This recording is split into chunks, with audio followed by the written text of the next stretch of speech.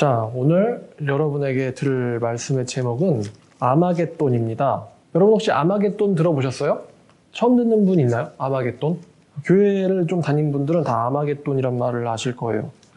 최후의 전쟁이 일어날 장소이기도 하고 또 종말의 대명사죠, 아마겟돈은. 요한계시록 16장 14절부터 봐야겠죠? 그들은 귀신의 영이라 이적을 행하여 온 천하 왕들에 가서 하나님 곧 전능하신 이의 큰 날에 있을 전쟁을 위하여 그들을 모으더라. 16절 새 영이 히브리어로 아마겟돈이라 하는 곳으로 왕들을 모으더라. 새 영이 히브리어로 아마겟돈이라는 곳으로 왕들을 모으더라. 이 아마겟돈 하면은 어떤 게임에서는 이 아마겟돈이 제일 센 마법이에요. 제일 센 마법 공격이 아마겟돈이었어요. 자, 또 아마겟돈이라는 영화도 있어요. 브루스 윌리스가 주연을 했죠. 그래서 운석이 지구에 떨어져서 지구의 종말이 왔는데 그 종말을 구하는 미국인들의 이야기죠. 그래서 결국 나중에는 구하고 아버지 죽어요. 주인공은 죽죠. 브루스 윌리스 죽어요. 그 영화의 제목이 또 아마겟돈이기도 합니다만 이 아마겟돈은 장소입니다. 여기도 보니까 히브리어로 아마겟돈이라 하는 곳으로 왕들을 모으더라. 장소예요. 히브리어로 아마겟돈. 그러니까 이 아마겟돈은요. 원래 히브리어로는 하르무깃도라는 단어예요. 하르무깃도. 하르무깃도에서 하르가 무슨 뜻이냐면 산이라는 뜻이에요. 산. 산. 무깃도는 성경에 나오는 지명입니다. 무깃도는. 그래서 번역하면은 무깃도산이에요. 아마겟돈이란. 무깃도산. 네, 헬라어 역이 아마겟돈인 거예요. 자, 근데 이제 이 무깃도, 실제로 이스라엘의 무깃도에는 언덕이 있어가지고 언덕이 있는 그 무깃도를 가리켜서 텔 무깃도라고도 합니다. 텔 무깃도. 구글에 쳐보면 나옵니다. 텔 무깃도. 전화번호 할 때 TEL이에요. 자, 그리고 이 16절에 이 본문 있잖아요. 이 본문은요, 오늘도 좀 구약을 봐야겠죠. 이 본문은 스가랴 12장에서 왔습니다. 스가랴가 종말을 다룹니다. 스가랴 성경도. 스가랴 12장 11절에 그날에 예루살렘에 큰 애통이 있으리니 무깃도 골짜기 하다드림몬에 있던 애통과 같을 것이라. 자, 그날에 예루살렘에 큰 애통이 있으리니 무슨 골짜기요? 무깃도 골짜기 하다드림몬에 있던 애통과 같으리라. 자, 9절 보니까 스가랴 12장 9절 예루살렘을 치러 오는 이방 나라들을 그날에 내가 멸하기를 힘쓰리라. 그죠? 최후의 전쟁에 대한 언급이 있죠. 또 이 스가랴 12장 11절, 이 스가랴 12장 11절 여기 보면 예루살렘에 애통이 있을 것이고 이 11절 말씀은 요한계시록 1장 7절의 모티브가 되기도 합니다. 요한계시록 1장 7절에 볼지어다 그가 구름을 타고 오시리라. 각 사람의 눈이 그를 보겠고 그를 찌른 자들도 볼 것이요 땅에 있는 모든 족속들이 그로 말미암아 애곡하리니 그러하리라. 스가랴 12장 10절에는 내가 다윗의 집과 예루살렘 주민에게 은총과 강구하는 심령을 부어주리니 그들이 그 찌른 바 그를 바라보고 그를 위하여 애통하기를 독자를 위하여 애통하듯 하며 그를 위하여 통곡하기를 장자를 위하여 통곡하듯 하리로다. 그날에 예루살렘에 큰 애통이 있으리니 무깃도 골짜기 하다드림몬에 있던 애통과 같을 것이라. 자, 이 말씀이 요한계시록 1장 7절의 모티브가 된다는 것입니다. 그리고 찌른 자들도 볼 것이고 땅에 있는 모든 족속이 그로 말미암아 애통하리니 그러하리라. 아멘. 이 말씀에 영향을 주었고 또 이 스가랴 12장 10절과 11절은 마태복음 24장 30절 말씀에도 영향을 주는데요. 마태복음 24장 30절을 보면은 그때에 인자의 징조가 하늘에서 보이겠고 그때에 땅의 모든 족속들이 통곡하며 그들이 인자가 구름을 타고 능력과 큰 영광으로 오는 것을 보리라. 그가 큰 나팔 소리와 함께 천사들을 보내리니 그들이 그의 택하신 자들을 하늘 이 끝에서 저 끝까지 사방에서 모으리라. 자, 이 말씀에도 이 스가랴 12장 10절과 11절이 사용되었다는 것입니다. 그럼 이거 좀 생각해 볼까요? 스가랴에서 그날에 애통이 있을 거라 그랬어요. 근데 스가랴에서 나오는 애통은 누가 하는 거냐면은 예루살렘 주민들이 합니다. 예루살렘 주민들이 찌른 바 그를 바라보고 그를 위하여 애통한다고 합니다. 그러니까 다시 말하면 스가랴에서 나온 애통은요. 회개의 애통이에요. 아, 우리가 못 박아 죽인 저분이 메시아라니 라는 거예요. 12장 10절에 그를 위하여 애통하기를 독자를 위하여 애통하듯 하며 그를 위하여 통곡하기를 장자를 위하여 통곡하듯 하리로다. 예루살렘 주민에게 은총과 간구하는 심령이 부어지었을 때 그들이 박해했던 예수를 바라보고 애통할 것이다. 여기는 회개의 애통인데 마태복음 24장 30절과 요한계시록 1장 7절의 애통은요. 회개의 애통이 아니고요. 애통의 성질이 약간 달라요. 땅에 있는 모든 족속이 예수의 재림을 보면서 애곡하리니 그러하리라. 여기서 이제 애곡으로 바뀌었는데 마태복음 24장 30절과 요한계시록 1장 7절의 애곡은요. 자기들이 밖에 있던 예수에 대한 회심의 애통이 아니라 망했다는 의미의 애통이에요. 망했다. 약간 애통의 성질이 좀 다르죠. 내가 맨날 욕하고 미워하던 저 개독들이 얘기하던 예수님 아니야? 그러면 이제 끝난 거죠. 망한 거죠. 저 노아가 이야기하던 저 물재앙이 시작된 거 아니야? 그땐 끝난 거예요. 그때 애통하겠죠. 애통해봤자 의미는 없겠지만요. 애통의 성격이 스가랴와 요한계시록은 조금 다르다. 인용은 되었지만 이거를 조금 알아두면 재밌죠. 자, 이 하르므기또로 돌아가서 하르므기또, 아마겟돈으로 돌아가서요. 도대체 산이라는 말이 왜 튀어나왔냐면 이 말씀은 산은요. 에스겔 말씀에서 또 영향을 받은 거예요.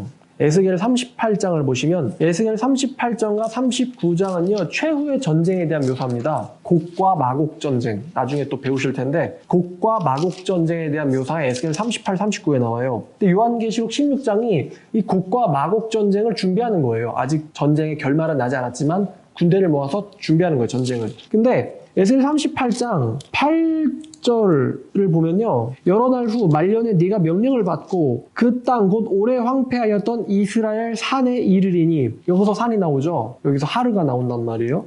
산에 이르리니 그 땅 백성은 칼에 벗어나서 여러 나라에서 모여 들어오며 이방에서 다 나와 다 평안히 거주하는 중이라.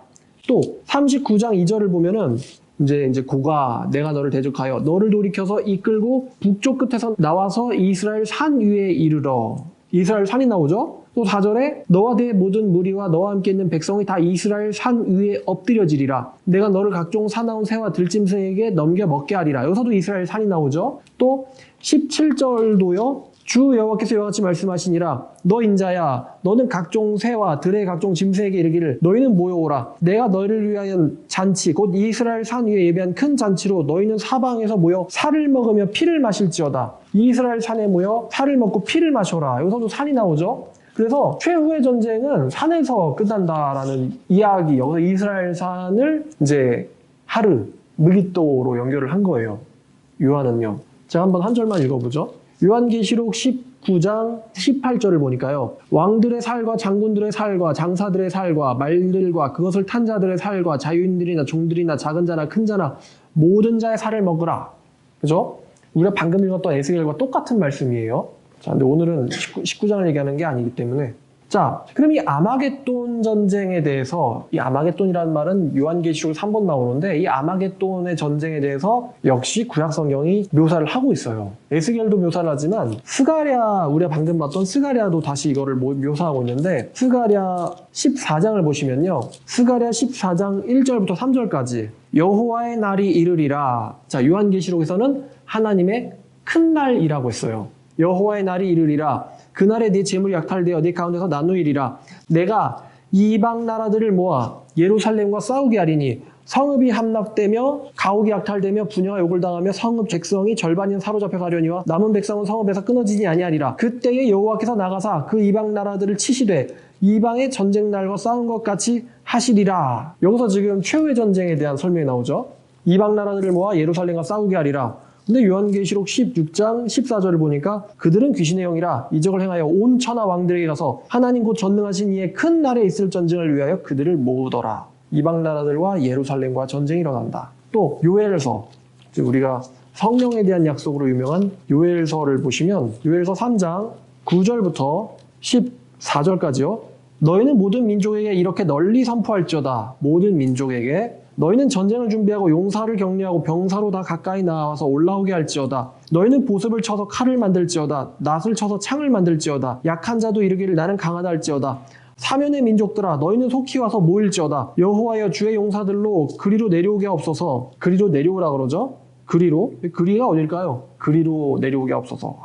눈치 좋으신 분은 그리로 내려간다. 전쟁하려고 채였을 거예요. 민족들은 일어나서 여호사밧 골짜기로 올라올지어다. 내가 거기 앉아서 사면의 민족들을 다 심판하리로다. 여호사밧 골짜기란 말이 나오고 있죠. 여호사밧 골짜기로 올라올지어다. 내가 거기 앉아서 사면의 민족들을 다 심판하리로다. 너희는 낯을 쓰라. 곡식이 익었도다. 와서 밟을지어다. 포도주 틀이 가득히 차고 포도주 독이 넘치니 그들의 악이 크미로다. 사람이 많으며 심판의 골짜기에 사람이 많으며 심판의 골짜기에 여호와의 날이 가까움이로다 라고 얘기를 해요. 근데 요한계시록 14장 18절을 보니까 또 불을 다스리는 다른 천사가 제단으로부터 나와 예리한 낫가진 자를 향하여 큰 음성으로 불러 이르되 자 낫을 쳐서 창을 만들지어다. 네 예리한 낫을 휘둘러 땅의 포도송이를 거두라. 그 포도가 익었느니라 하더라. 19절 천사가 낫을 땅에 휘둘러 땅의 포도를 거두어 하나님의 진노의 큰 포도주 틀에 던짐에 성 밖에서 그 틀이 밟히니 그 틀에서 피가 나서 말 굴레까지 닿았고 1600 스타디온에 퍼졌더라. 자, 여기서 또 이렇게 요엘서가 요한계시록 14장과 연결이 되고 있습니다. 자, 그럼 여호사밧 골짜기가 나왔기 때문에 여호사밧 골짜기에 대해서 설명해 드리면은 역대하 20장을 보시면요. 역대하 20장 22절부터 보면요. 자, 지금요, 이 여호사밧이라는 이제 유다의, 남유다의 왕에게 이 암몬과 모압 족속이 전쟁하러 올라옵니다. 근데 이 암몬과 모압 족속의 전쟁에서 이 여호사밧이 그들을 막을 만한 힘이 없는 거예요. 6절 끝을 보니까 주의 손에 권세와 능력이 있사오니 능히 주와 맞설 사람이 없나이다. 이렇게 이제 지금 이야기하면서 자, 12절 우리 하나님이여 그들을 징벌하지 아니하시나이까 우리를 치러 오는 이 큰 무리를 우리가 대적할 능력이 없고 어떻게 할 줄도 알지 못하옵고 오직 주만 바라보나이다. 이렇게 지금 우리는 저들을 대적할 능력이 없습니다. 구해주세요라고 여호사밧이 기도를 하고 있는 거예요. 그랬더니만 자 20절 이에 백성들이 아침 일찍 일어나서 들로 나가니라. 나갈 때 여호사밧이 서서 이르되 유다와 예루살렘 주민들아 내 말을 들을지어다. 너희는 너희 하나님 여호와를 신뢰하라. 그리하면 견고히 서리라. 그의 선지자들을 신뢰하라. 그리하면 형통하리라 하고 백성과 더불어 인원하고 노래한 자들을 택하여 거룩한 예복을 입히고 군대 앞에서 행진하며 여호와를 찬송하여 이르기를 여호와께 감사하세 그의 인자하심이 영원하도다 하게 하였더라. 지금 전쟁터에서 이제 싸우기 직전인데 찬송을 하고 있는 거예요. 그 노래와 찬송이 시작될 때에 여호와께서 복병을 두어 유다를 치러 온 암몬 자손과 모압과 세일산 주민들을 치게 하심으로 그들이 패하였으니 곧 암몬과 모압 자손이 일어나 세일산 주민들을 쳐서 진멸하고 세일 주민들을 멸한 후에는 그들이 서로 쳐 죽였더라. 24절 유다 사람이 들망대에 이르러 그 무리를 본즉 땅에 엎드려진 시체들 뿐이요 한 사람도 피한 자가 없는지라. 여호사밧과 그 백성이 가서 적군의 물건을 탈취할세 본즉 그 가운데 재물과 의복과 보물이 많이 있으므로 각기 탈취하는데 그 물건이 너무 많아 능히 가져갈 수 없을 만큼 많으므로 사흘 동안 거두어 드리고 넷째 날에 무리가 브라가 골짜기에 모여서 거기서 여호와를 송축한지라. 그러므로 오늘날까지 그곳을 브라가 골짜기라 일컬었더라. 자, 여호사밧 골짜기라는 것은 한마디로 하나님께서 치셔가지고 대적들이 망해버린 그 사건의 대명사 같은 거예요. 그 여호사밧 골짜기로 모여라 그런 이제 이야기를 하고 있는 거죠. 자, 그럼 이제 무기또. 이 무기또라는 지명으로 돌아와서 무기또를 제가 몇 가지 사건들을 설명해 드리면 일단 처음으로 무기또는요 주전 15세기에 애굽의 투트모스 3세와 가나안 족속이 싸운 곳이기도 합니다. 그리고 이 무기또는요 여호수아가 가나안 정복 전쟁을 벌이죠. 여호수아가 탈취해가지고 므낫세 지파에게 준 땅이기도 해요. 이 무기또는. 여호수아서 12장을 보시면 12장 21절에 하나는 다낙 왕이요 하나는 무기또 왕이요라고 합니다. 여기 그 7절 봐야겠죠? 여호수아와 이스라엘 자손이 요단 이편 곳 서쪽 레바논 골짜기의 바알갓에서부터 세엘로 올라가는 곳 한락산까지 쳐서 멸한 그 땅의 왕들은 이러하니라. 그래서 쳤던 왕이 무기또 왕 21절에 그리고 17장 여호수아 17장 11절을 보면 이사갈과 아셀에도 므낫세의 소유가 있으니 곧 베스안과 그 마을들과 이블르함과 그 마을들과 도레 주민과 그 마을들이요 또 엔돌 주민과 그 마을들과 다낙 주민들과 그 마을들과 무기또 주민과 그 마을들 새 언덕 지역이라. 그래서 므낫세 근데 11절 보니까 므낫세 자손이 그 성읍들의 주민을 쫓아내지 못하매 가나안 족속들이 결심하고 그 땅에 거주하였더니 이렇게 얘기합니다. 그래서 무기또를 주긴 했는데 완전히 소유가 되진 못한 이스라엘 백성들에게 그런 땅이었어요. 그리고 이제 이 무기또가 또 누구랑 연관이 되어 있냐면 사사 중에 여자 사사가 있죠. 드보라가 가나안 족속들과 싸웠던 전투 장소가 이 무기또예요.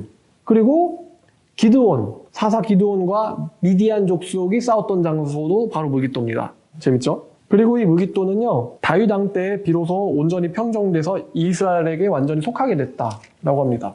다윗 때 완전히 이스라엘 소유가 되었어요. 자, 그리고 이 무기또는 다윗의 아들 솔로몬 때에 솔로몬이 무기또에다가 견고한 방어 요충지로서 무기또를 사용합니다. 그래서 지금도 이 무기또를 가면요 솔로몬이 만든 이 요새화된 병거성이 있어요. 그래서 말들과 전차들을 이제 먹이거나 아니면은 거기에서 이제 대기를 했던 한마디로 군사도시 같이 사용되었던 도시가 바로 이 무기또예요. 솔로몬 때. 그래서 이제 말구유도 있고 돌로 만들어진 말구유도 있고 돌로 만들어진 말 탑승하기 위한 그런 장소도 있고 그렇습니다. 그래서 열왕기상을 보면 열왕기상 9장 15절 9장 15절에 솔로몬 왕이 역군을 일으킨 까닭은 이러하니 여호와의 성전과 자기 왕궁과 밀로와 예루살렘 성과 하솔과 무깃도와 게세를 건축하려 하였습니다. 전에 애굽 왕 바로가 올라와서 게세를 탈취하여 불사르고 그 성읍에 사는 가나안 사람들을 죽이고 그 성읍을 자기의 딸 솔로몬의 아내에게 예물로 주었더니 그래서 19절에 솔로몬이 자기에게 있는 모든 국고성과 병거성들과 마병의 성들을 건축하고 그래서 솔로몬이 무깃도에다가 자기 병거성을 건축했어요.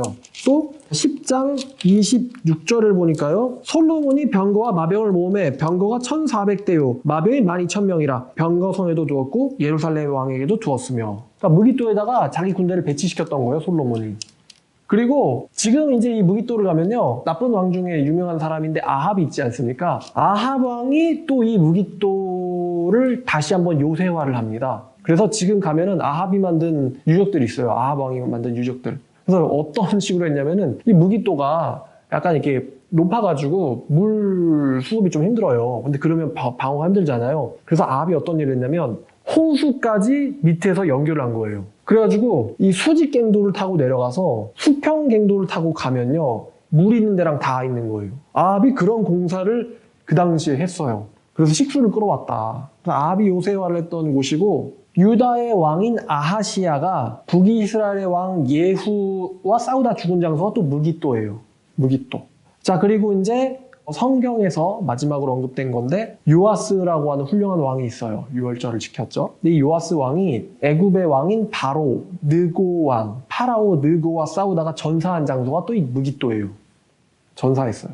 여기에 대한 스토리는 열왕기하 23장 29절 보니까 요시야 당시 애굽의 왕 바로 느고가 아수르 왕을 치고자 유브라데 강으로 유브라데 강이 또 나오네요. 유브라데 강으로 올라가므로 요시야 왕과 맞서 나갔더니 어디서 만났냐면 무깃도에서 만났어요. 애굽 왕이 요시야를 무깃도에서 만났을 때 죽인지라. 신복들이 그의 시체를 병거에 싣고 무깃도에서 예루살렘으로 돌아와 그의 무덤에 장사하니 백성들이 요시야의 아들 여호아스를 데려다 그에게 기름을 붓고 그의 아버지를 대신하여 왕으로 삼았더라. 자, 그리고 역대하. 이제 여기에 대해서 좀 더 자세한 스토리를 다루고 있는 것이 역대하 35장이에요.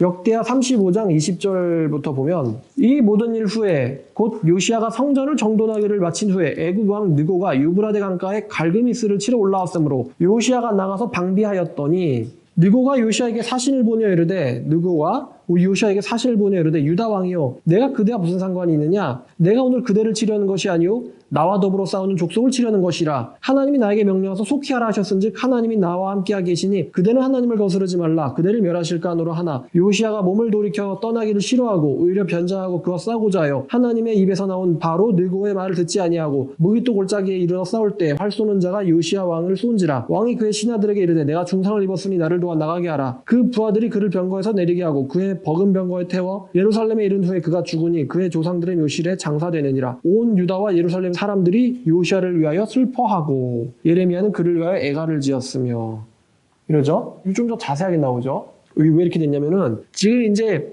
이 아수르랑 바빌론이랑 어떤 세력이 지금 충돌하고 있는데 아시리아는 지는 애고 바벨론은 뜨는 애거든요. 근데 이제 이 애굽은 아수르를 도와가지고 이 바벨론을 견제하고 싶은데 이 요시야는 바벨론 편에 서가지고 아수르를 견제하고 싶은 거예요. 그러다 보니까 이제 둘이 충돌을 한 거죠. 근데 이제 여러분 알다시피 남유다를 누가 멸망시킵니까? 바벨론이 멸망시키거든요. 그러니까 이제 요시야가 조금 세계 정세를 보는 눈은 좀 어둡지 않았나. 그러니까 사람이 요시야가 훌륭한 왕이긴 합니다. 근데 사람이 이렇게 성경에만 밝을 뿐만 아니라 세계 정세도 좀 볼 줄 알아야 돼요. 지도자라면은. 그래가지고 이 느고의 경고를 듣지 않고 전사한 곳이 바로 이 무깃도예요. 자, 그리고 이제 아주 재밌는 또 무깃도에 대한 이야기가 있는데 이 무깃도가요 1차 세계대전에서 또 전쟁이 벌어졌던 요충지기도 해요.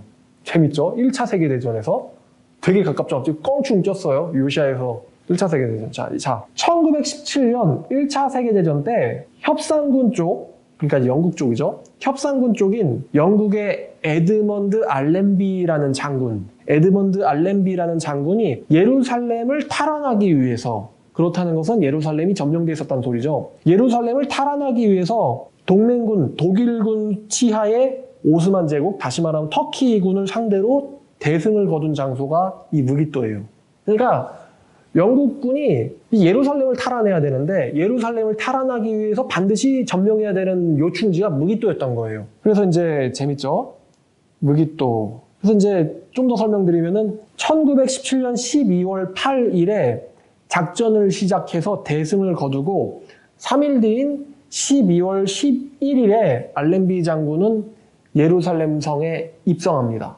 예루살렘 성에 입성하려면 무기또를 점령해야 된다. 반대로 적군 입장에서도 예루살렘을 멸하려면 무기또를 지나와야 되는 거예요. 그래서 무기또가 예루살렘을 치기 위한 어떤 중요한 요충지 같은 거죠.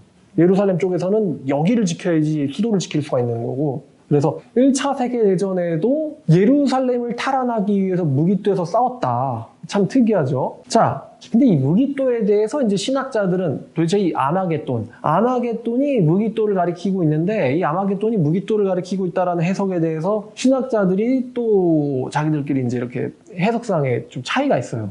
좀 보면은 이제 이 무천년주의를 믿는 상징주의자들은 무기또에는 산이 없다는 거예요. 무기또에는 산이 없다. 그러니까 하르 무기또가 아니다. 그러므로 이거는 그냥 상징이라는 거예요. 아마겟돈이라는 거는. 무기또에는 해발 20m 정도의 언덕이 있을 뿐, 텔 무기또.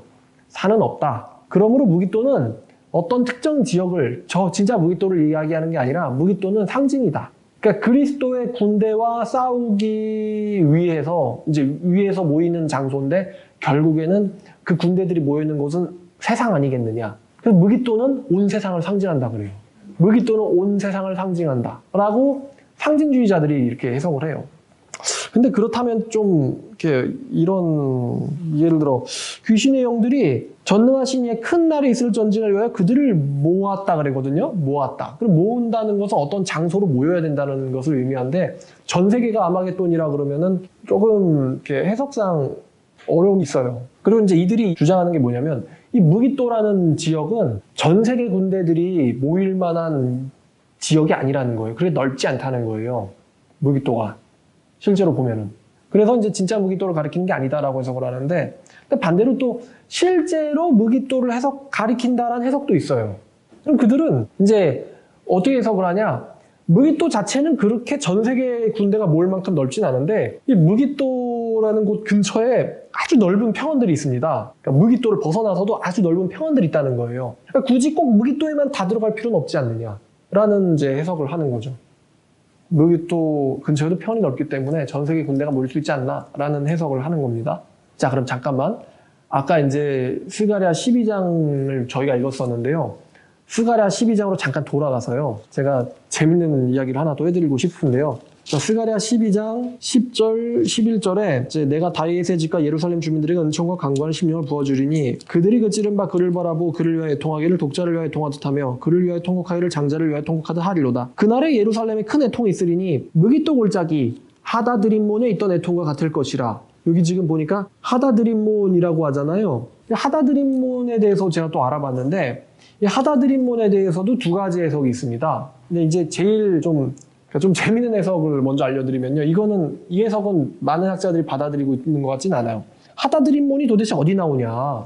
하다드림몬은 뭐라고 해석하냐면은 바알의 다른 이름이라는 거예요. 바알 신의 다른 이름이다. 그래서 바알 숭배자들이 이 바알이 죽어가지고 지하세계에 던져지는 거, 그때의 고통을 바알 숭배자들이 애곡하는 것이 하다드림몬의 애통이다 라고 해석을 하는 사람이 있어요. 그리고 이제 이거는 하다드림몬은 바알의 이름이라서 뭐 애통, 이건 좀 말이 안 된다. 그러니까 바알이 지옥 가는 걸 애통하는 거, 이건 좀 말이 안 된다. 그래서 하다드림몬은 무기또 근처에 있는 마을 이름이다 라고 보는 게 좀 거의 정설이에요. 하다드림몬은 무기또 근처에 있는 마을 이름이다. 그러면 그날에 예루살렘에 큰 애통이 있으리니 무기또 골짜기 하다드림몬에 있던 애통과 같을 것이라. 그럼 이렇게 무기또 근처라고 해석될 경우에 이 애통은요, 아까 저희가 읽었는데 요시야가 죽었을 때 예루살렘 백성들이 요시야를 위해서 뭘 했다 그러죠? 애통했다 그랬어요. 그 애통과 같을 것이다 라고 이제 이렇게 해석이 되는 거죠. 무기또에서 요시야가 전사를 하니까 요시야 같은 훌륭한 왕이 죽었다 이러면서 백성들이 애통을 하거든요. 그것과 같을 것이다. 자, 이제 마지막으로 펴볼 곳은 에스겔입니다. 에스겔 38장으로 가서요. 38장 6절부터 보면요.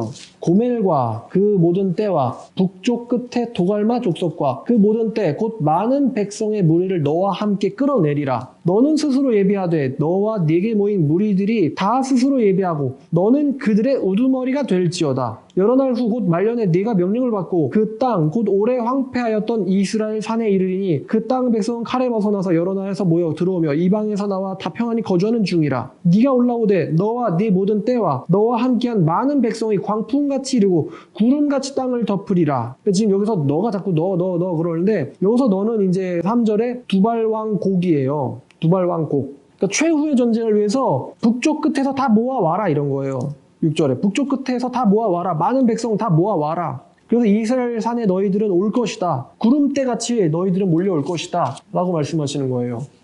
또 15절을 보면 15절 네가 네 고국 땅 북쪽 끝에서 많은 백성 곧 다 말을 탄 큰 무리와 능한 군대와 함께 오되 구름이 땅을 덮은 같이 내 백성 이스라엘을 치러 오리라. 고가 끝날에 내가 너를 이끌어다가 내 땅을 치게 하리니 이는 내가 너로 말미암아 이방 사람의 눈앞에서 내 거룩함을 나타내어 그들이 다 나를 알게 하려 함이라. 주 여호와께서 이와 같이 말씀하시니라. 내가 옛적에 내 종 이스라엘 선지자들을 통하여 말한 사람이 네가 아니냐. 그들이 그때에 여러 해 동안 예언하기를 내가 너를 이끌어다가 그들을 치게 하리라. 그날에 곡이 이스라엘 땅을 치러 오면 내 노여움이 내 얼굴에 나타나리라. 주 여호와의 말씀이니라. 내가 질투와 맹렬한 노여움으로 말하였거니와 그날에 큰 지진이 이스라엘 땅에 일어나서 바다의 고기들과 공중의 새들과 들에 있는 짐승들과 땅에 기는 모든 벌레들과 짐에 있는 모든 사람이 내 앞에서 떨 것이며 모든 산이 무너지며 절벽이 떨어지며 모든 성벽이 땅에 무너지리라. 또 22절에 내가 또 전염병과 피로 그를 심판하며 쏟아지는 폭우와 큰 우박덩어리와 불과 유황으로 그와 그 모든 무리와 그와 함께는 많은 백성에게 비 내리듯 하리라. 이같이 내가 여러 나라의 눈에 내 위대함과 내 거룩함을 나타내어 나를 알게 하리니 내가 여호와인 줄을 그들이 알리라. 지금 여기 언급한 것들은 다 일곱인, 일곱나팔, 일곱대접이 나오는 심판들이거든요. 너를 충동질해서 평안히 쉬고 있는 내 이스라엘 백성들을 치러 올라오게 할 것이다. 그때 내가 나타나서 그들 이스라엘 백성들 대신에 너와 싸우되 이런 이야기입니다. 참 요한계시록이랑 매우 흡사해요. 자, 그러면 결론을 내려보겠습니다. 결론. 좀 15절 보니까 여기서는 북쪽 끝에서 많은 백성과 군대들이 온다고 그랬거든요. 근데 이 무깃도가요, 위치가요, 예루살렘 위쪽이에요. 예루살렘 위쪽. 그러니까 지금 이건 뭘 얘기하고 있냐면은 이 많은 군대들이 어디를 치러 오냐면 결국 얘네들의 목적지는 예루살렘이거든요. 근데 예루살렘을 치기 위해서 통과해야 되는 장소가 무깃도인 거예요. 그래서 무깃도를 점령하면 바로 이제 예루살렘 턱 밑에까지 올라온 거거든요. 그래서 걔네들이 어디서부터 내려오냐면은 바로 북쪽에서부터 내려온다는 거죠. 북쪽 끝에서 많은 백성들이 다 함께 오리라. 내려오리라.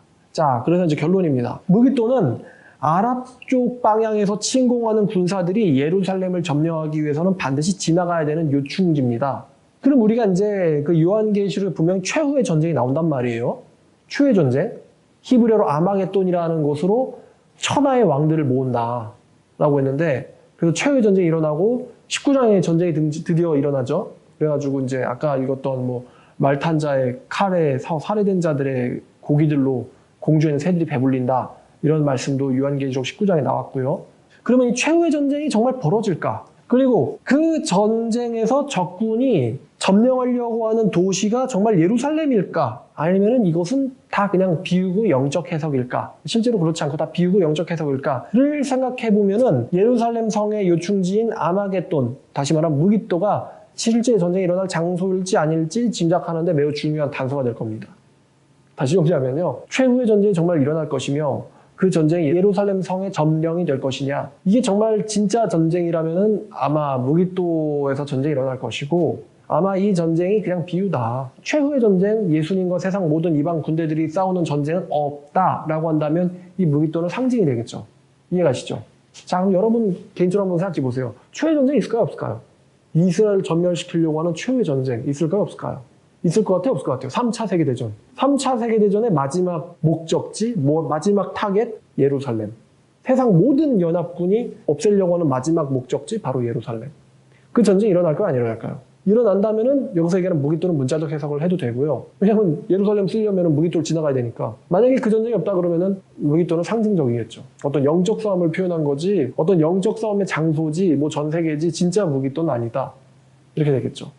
어떠세요? 지금 보면 이제 세계가 지금 뭐 러시아도 군비 경쟁하고 있죠. 그다음에 중국도 스텔스기 만들고 항공모함 취역하고 있죠. 취항하고 있죠. 또 파키스탄, 인도도 지금 군대 키우고 있죠. 우리나라도 지금 전투기 개발하고 있거든요. 전투기 개발하려고 하고 있죠. 또 이제 미국도 분명히 F-22를 뛰어넘는 뭔가를 만들고 있겠죠. 그 사람들도 바보는 아니니까 로키드 마틴에서 하고 있죠. 또 지금 유럽에서도 유로파이터라는 전투기를 대체하려는 새로운 전투기를 지금 만들고 있어요. 다 지금 군비 경쟁 중이에요. 그리고 북한도 뭔가 만들고 있겠죠. 가만히 있을 리는 없고. 그럼 이 모든 이 전투력이 어떻게 나중에는 다 이렇게 원래 전쟁 무기를 써야 되거든요. 어디서 어떻게 다 써질까? 웃으면서 할 얘기는 아닌데. 왜냐면 실제 전쟁이 일어나면 우리나라는 제일 첫 번째 샌드백이 될 가능성이 높거든요. 그렇지 않나요? 사람들이 예언하는 두 전쟁 발발 지역이 하나가 중동이고 하나가 한국인데 우리가 웃으면서 할 얘기는 아닙니다. 한국인들은. 얼마 전에 여러분 그 KT 불나가지고 다 통신 나갔잖아요. 근데 그게 전 국민에게 동시에 일어날 수 있어요. 그때도 가서 막 스마트폰으로 엄마 나 어디로 피난해 있을게 이렇게 얘기할 수는 없단 말이죠.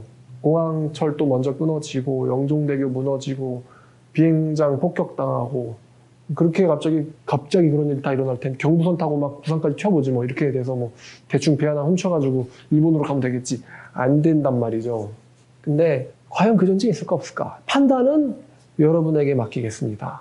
그럼 아마겟돈이 진짜인지 아닌지도 여러분이 분명 서게 되실 겁니다. 말씀 마치겠습니다.